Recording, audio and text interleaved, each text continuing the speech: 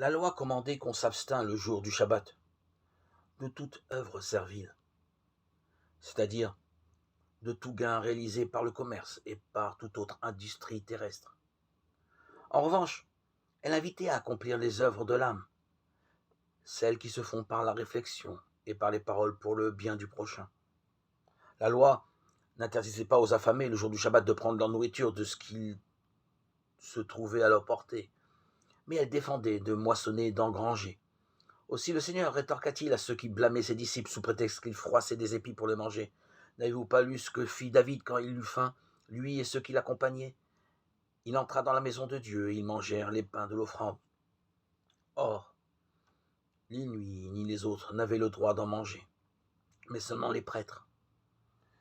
Par ces paroles de la loi, il excusait ses disciples et laissait entendre qu'il était permis aux prêtres d'agir librement. Toutes choses relèvent donc d'une seule et même substance, autrement dit, proviennent d'un seul et même Dieu. Les deux testaments, un seul et même maître de maison, les a extraits de son trésor. Matthieu 13, 52. Le Verbe de Dieu, notre Seigneur Jésus-Christ, c'est lui qui s'est entretenu avec Abraham et avec Moïse.